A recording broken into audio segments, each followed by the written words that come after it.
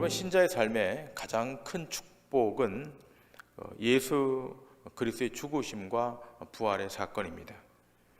만일 이보다 더 큰 축복이 존재하고 있다면 그 신앙은 모래 위에 세워진 것에 불과할 것입니다. 그럼에도 불구하고 현실적인 만족스러운 조건이 제시되면 부활의 축복보다 세상의 현실적인 이득이 훨씬 더 매력적으로 보일 때가 많다는 것입니다. 또 그것이 또 우리의 신앙을 유혹하고 또 때로는 위협할 때도 있다는 것입니다. 어떤 할머니 한 분이 교회에 나오셨다 그럽니다. 목사님이 이렇게 말했습니다. 할머님, 예수님 믿으면 천국에 가십니다. 좋으십니까? 그 할머님의 대답이 예수고 뭐고 필요 없고 내 몸이나 좀 나았으면 좋겠다라고 답을 했다 그럽니다. 여러분, 이 할머님의 이야기가 너무 심하다고 여기십니까? 그렇지 않다고 봅니다. 오늘 우리의 많은 부분이 예수를 믿으면 안 믿는 것보다 뭔가 세상에서 더 나은 것이 주어져야 한다고 생각하는 것이 우리의 분위기인 것 같습니다. 지금은 그래 조금 나아진 것 같습니다만, 그러나 노골적이지는 않아도 여전히 예수를 믿는 것이 현실적인 이익들과 현실적인 가치들을 결부시키고 있다고 하는 것입니다. 그러면 성경은 현실적인 것들을 전혀 말하지 않고 늘 영생과 내세와 생명과 그 나라와 그 의만 말하고 있습니까? 라고 반문하는 분들이 있을 것입니다. 하나님은 이 세상도 창조하시고 이 세상에서 잘 살아가게 하는 것도 하나님의 복이라고 말합니다. 물론 그러합니다. 우리가 이 세상에 사는 것도 하나님의 은총 속에, 하나님의 축복 속에 우리가 살아가는 것입니다. 하나님의 은혜는 악인이나 선인이나 관계없이 동일하게 주어지는 것입니다. 그러나 기억할 것은 하나님으로부터 택한 백성들에게는 하나님이 약속하신 것이 있는데, 그 약속하신 것이란 이 땅에 썩어질 것들이 아니라는 사실을 명확하게 인식을 해야 됩니다. 자, 우리가 이 부분을 확인하기 위해서 베드로전서 1장 3절과 4절의 말씀을 함께 보도록 하시겠습니다. 우리 주 예수 그리스도의 아버지 하나님을 찬송하리로다. 그의 많으신 긍휼대로 예수 그리스도를 죽은 자 가운데서 부활하게 하심으로 말미암아 우리를 거듭나게 하사 산 소망이 있게 하시며 썩지 않고 더럽지 않고 쇠하지 아니하는 유업을 잊게 하시나니 곧 너희를 위하여 하늘에 간직하신 것이라. 자, 베드로 사도는 말합니다. 예수님의 부활로 거듭난 신자는 썩지 않고 더럽지 않고 쇠하지 아니하는 기업을 잊게 하시는 하늘의 신령한 복을 취할 자들이라고 말합니다. 그러면 우리가 이 세상에 살아갈 때 실제적으로 공급받는 그런 은총은 없는가? 왜 없습니까? 먹을 것과 입을 것, 마실 것을 주십니다. 일용할 양식을 주십니다. 오늘 여러분이 취한 그 양식도 하나님께서 일용할 양식으로 주신 것입니다. 그리고 성경은 그렇게 먹을 것과 입을 것이 있으면 족한 줄로 여기라 라고 말씀합니다. 성경은 신자가 구하는 것과 비신자가 구하는 것과는 본질적인 차이가 있다라고 말합니다. 추구하는 방향이 다릅니다. 그런데도 우리가 달려가는 방향은 언제나 어디로 가고 있는가 하면 산 소망이 아니라 소멸된 소망, 영원한 것이 아니라 썩어질 것을 쫓아가고 있다는 것입니다. 이러한 우리의 유약함과 비천함을 보시고 우리 주님이 통분히 여기시고 비통히 여기시고 오늘 본문의 말씀에 의하면 우신다라고 말하고 있습니다. 여러분, 오늘 본문에 보시면 마르다의 말과 마리아의 말이 기술되어 있지 않습니까? 자, 마르다와 마리아의 말 어떤 차이가 있습니까? 별 차이가 없습니다. 이들이 어떤 말을 합니까? 예수님이 여기 계셨더라면 제 오라버니가 죽지 않았을 것입니다. 그러면서 웁니다. 예수님이 여기 계셨더라면 제 오라버니가 죽지 않았을 것입니다. 예수님을 사랑하고 또 예수님의 사랑을 받는 마리아가 자기 오빠의 죽음을 슬퍼하면서 울자 마리아를 따라 나선 유대인들까지도 함께 동반해서 웁니다. 자, 그러자 예수님께서 오늘 본문 33절에 이렇게 예수님의 상황이 그려지고 있지 않습니까? 요한복음 11장 33절입니다. 예수께서 그가 우는 것과 또 함께 온 유대인들이 우는 것을 보시고 심령에 비통히 여기시고 불쌍히 여기사라고 되어 있습니다. 자, 마리아와 마르다가 웁니다. 그 두 자매가 오니까 그 옆에 있던 유대인들도 웁니다. 자, 그런데 우리 주님이 자신의 심령에 비통히 여겨지는 일이 있었다는 것입니다. 자, 이전 성경인 개역 성경에 보시면 통분히 여기사 민망히 여기셨다라고 되어 있습니다. 지금 우리 주님은 이들의 태도를 보시고 그 마음이 비통히 여겨지는 것을 금할 수가 없었다는 것입니다. 본문 35절 이하에서 우리 주님이 비통히 여길 수밖에 없는 이유가 여기 등장하고 있지 않습니까? 자, 본문 35절부터 38절까지입니다. 예수께서 눈물을 흘리시더라. 이에 유대인들이 말하되 보라 그를 얼마나 사랑하셨는가 하며 그중 어떤 이는 말하되 맹인의 눈을 뜨게 한 이 사람이 그 사람은 죽지 않게 할 수 없었더냐 하더라. 이에 예수께서 다시 속으로 비통히 여기시며 무덤에 가시니 무덤이 굴이라 돌로 막았거늘. 자, 주님이 지금 비통한 마음으로 눈물을 흘리십니다. 예수님의 이 눈물의 의미는 나사로가 죽었기 때문에 슬퍼서 흘리는 눈물이 결코 아닙니다. 마르다와 마리아 그리고 유대인들의 믿음 없는 태도로 인해서 비통히 여기시면서 울고 계시는 것입니다. 자, 이렇게 주님의 눈물을 흘리자 옆에 있던 유대인들이 이런 말을 하지 않습니까? 봐라, 나사로를 얼마나 사랑했는지 예수님이 눈물을 흘리고 있다. 그러면서 이어서 이런 말을 합니다. 예수가 그렇게 아끼고 사랑하는 사람이었다면 아예 죽지 않게 할 수는 없었던가라고 말합니다. 정말로 예수님이 사랑했던 사람이라면 죽지 않게, 처음부터 죽지 않게 할 수는 없었는가라고 반문하고 있어요. 여러분, 이들의 이 말이 그들의 수준입니다. 예수님이 여기 계셨더라면 우리 오라버니가 죽지 않았을 텐데, 그렇게 나사로를 사랑했다면 왜 죽도록 내버려 두셨습니까? 라고 하는 원망 가득한 말이 여기 등장합니다. 여러분, 이들의 관심사는 어디에 있습니까? 부활의 예수님께 있는 것이 아니라, 생명의 주님께 있는 것이 아니라 자기 자신의 상황에 집중해 있는 것입니다. 이들이 생각하는 사랑이란 단지 자기들에게 손해가 안 오는 정도의 사랑입니다.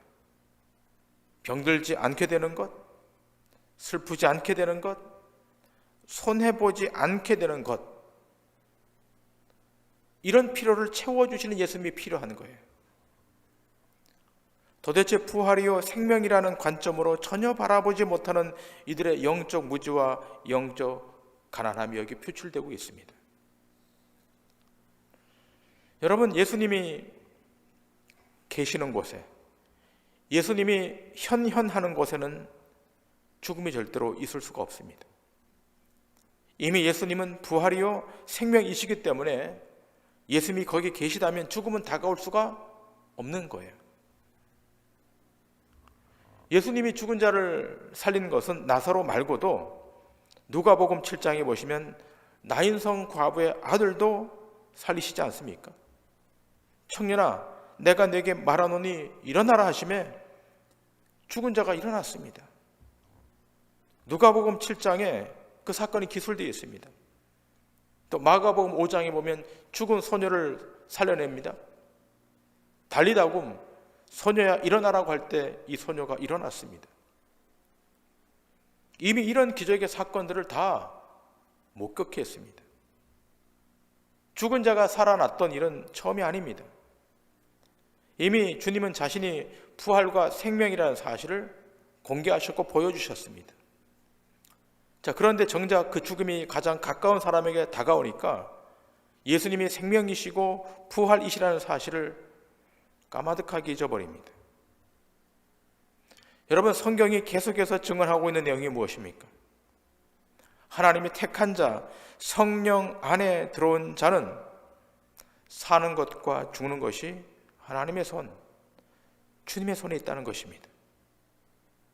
사람이 병들어 죽는 것 같지만 그것이 아닙니다. 우리 주님이 그 인생의 시간을 종료시켜야만 그 인생을 마감할 수 있는 것입니다. 이미 우리가 그것을 요한복음 10장에서 그 메시지를 들었습니다. 요한복음 10장 18절에 우리 주님이 이렇게 말씀하십니다. 이를 내게서 빼앗는 자가 있는 것이 아니라 내가 스스로 버리노라. 나는 버릴 권세도 있고 다시 얻을 권세도 있으니. 예수님은 사망과 생명을 주관하시는 주권자이십니다. 자, 그런데 지금 마르다와 마리아 모두가 다 이 사실을 잊고 있습니다. 그래서 우리 주님이 안타까워서 비통하게 울고 계시는 것입니다.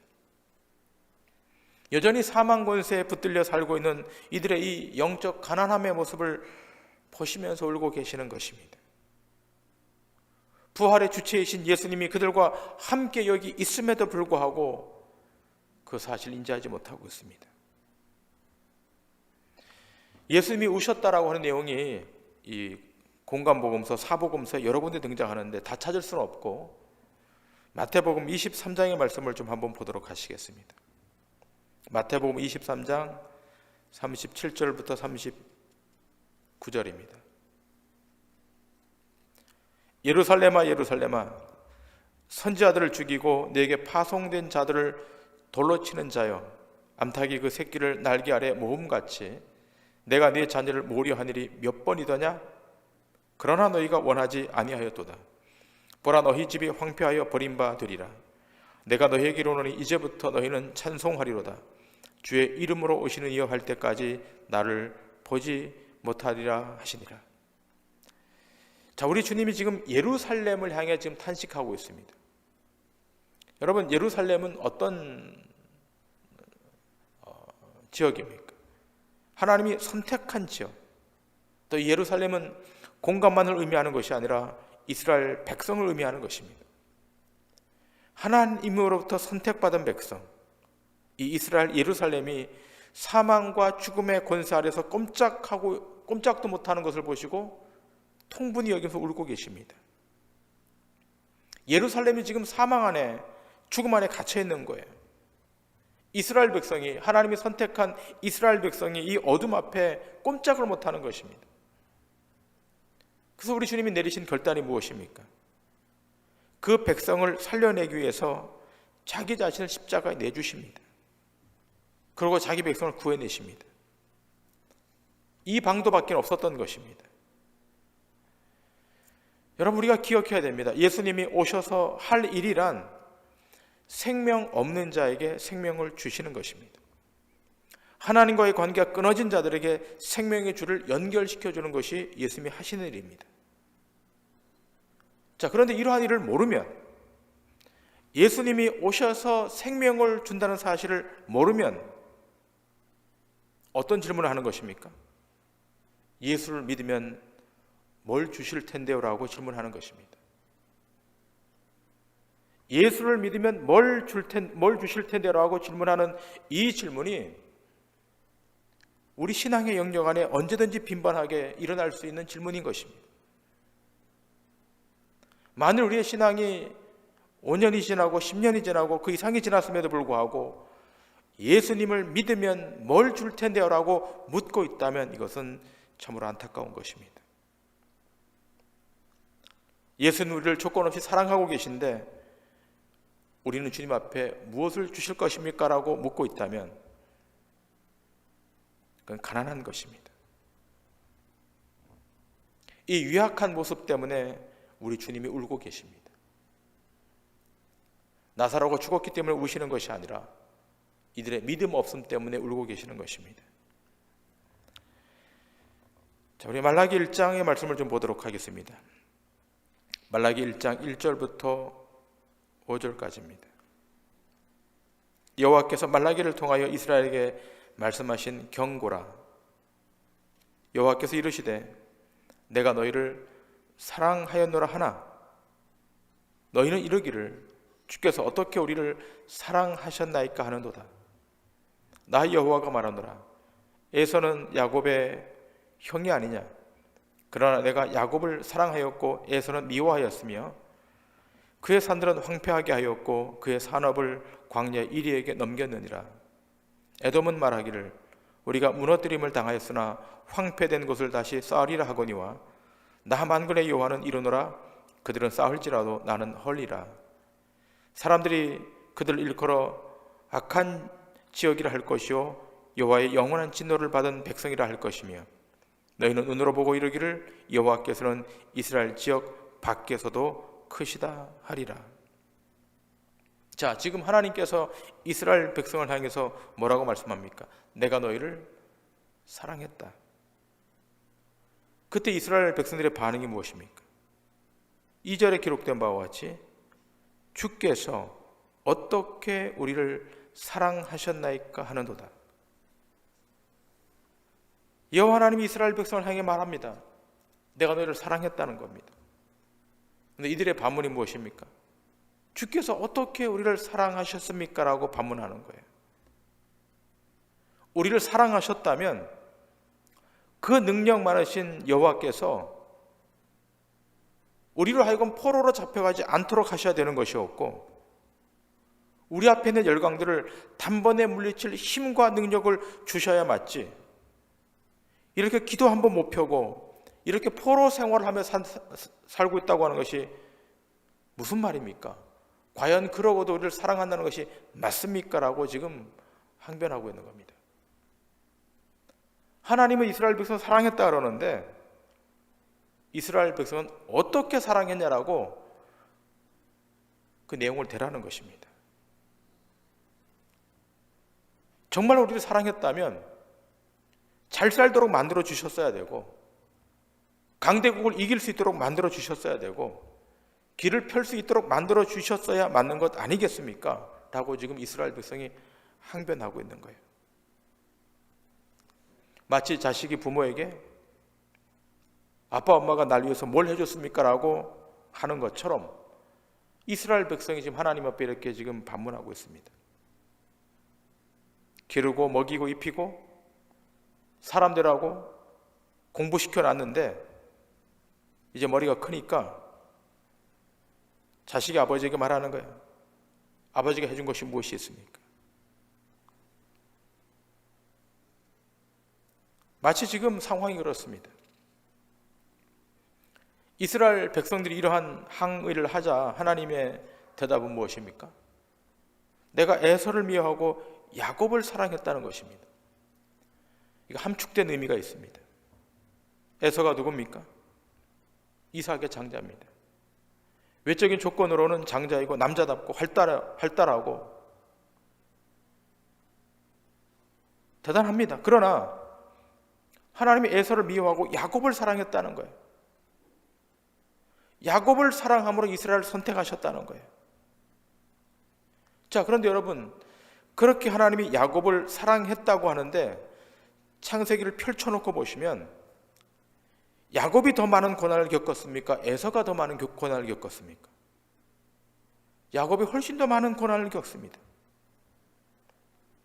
창세기에 보시면 야곱은 죽을 고비를 그야말로 여러 번 넘깁니다. 야곱은 형에게서, 외삼촌에게서, 장인에게서 죽음의 위협을 여러 번 넘깁니다. 자, 그런데 에서는 어떻습니까? 고향에서 자기 사병 400명이나 되는 많은 사병을 거느렸습니다. 돈도 많이 모았습니다.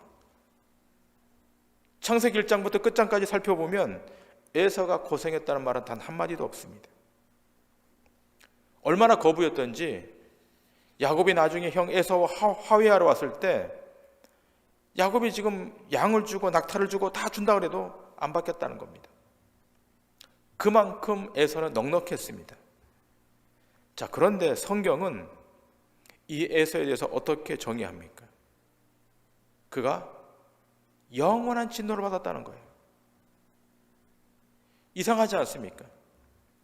세상적으로 놀라운 부를 축적했고 삶에 대해서 단 한 번도 걱정이 없었던 이 에서인데, 이 에서는 영원한 진노를 받았다는 거예요. 그 후손 에돔 백성들도 영원한 진노를 받았다라고 기록하고 있습니다. 말라기서 1장 4절에 보면 이렇게 기록되어 있지 않습니까? 에돔은 말하기를, 자, 에돔은 누굽니까? 에서의 후손들입니다. 에돔은 말하기를, 우리가 무너뜨림을 당하였으나 황폐된 곳을 다시 쌓으리라 하거니와 남한군의 여호와가 이르노라, 그들은 쌓을지라도 나는 헐리라. 사람들이 그들을 일컬어 악한 지역이라 할 것이요 여호와의 영원한 진노를 받은 백성이라 할 것이며, 이들이 아무리 쌓는다 할지라도 하나님 어떻게 해요? 헐어버리시겠다는 거예요. 이들은 여호와 하나님으로부터 진노받은 백성이라는 것입니다. 여기서 무엇이 사랑인가를 우리는 확인하게 되는 겁니다. 여러분, 무엇이 하나님의 사랑입니까? 하나님의 사랑을 받은 존재는 어떤 존재입니까? 세상에서 잘 먹고 잘 살도록 평안하도록 하는 것이 사랑입니까? 아닙니다.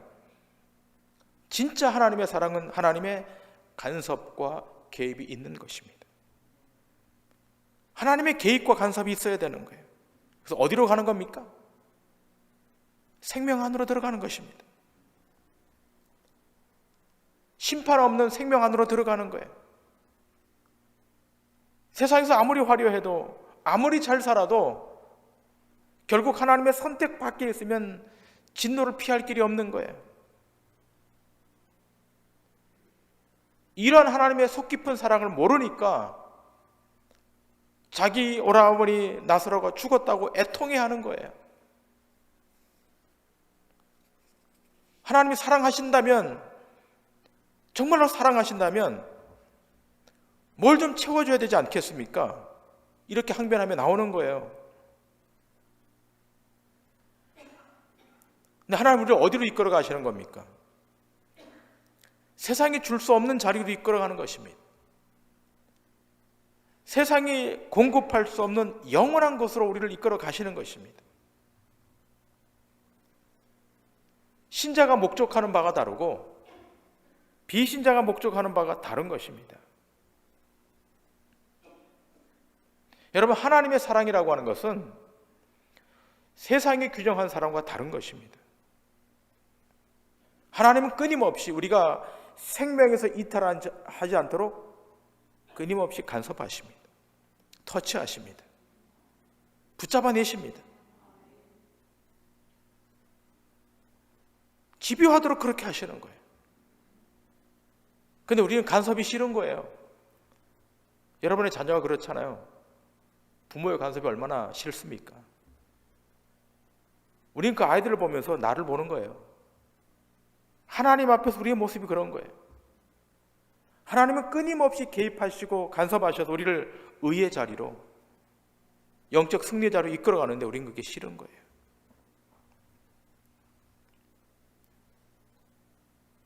여러분,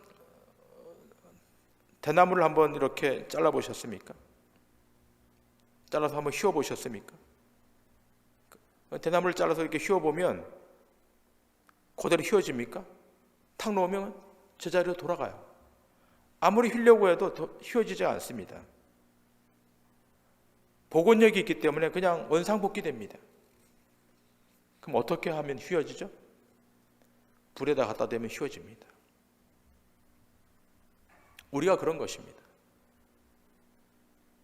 하나님이 우리를 하나님의 사람으로 들어오도록 만드시고 싶은데 우리는 생대나무처럼 튕겨나가는 거예요. 하나님이 하시는 방법이 무엇입니까? 우리를 불로 연단시키는 수밖에 없는 것입니다. 고난의 풀무 안으로 들어가도록 만드시는 것입니다. 그런데 그것이 하나님의 사랑입니다.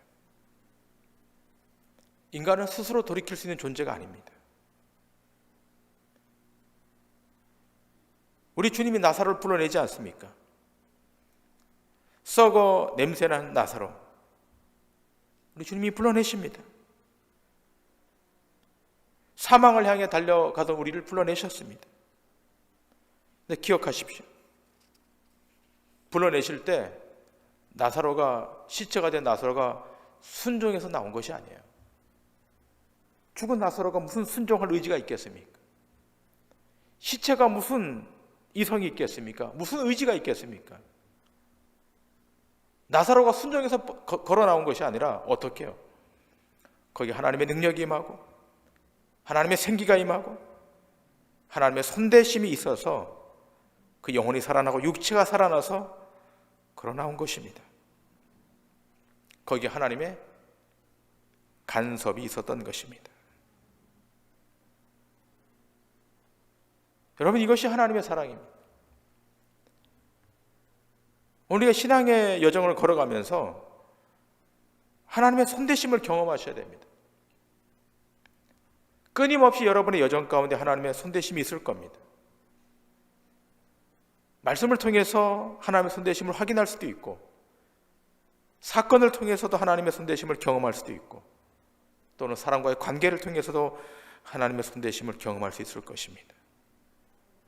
중요한 것은 하나님의 선택된 자녀, 하나님의 백성에 대해서는 우리 하나님의 실패가 없다는 것입니다.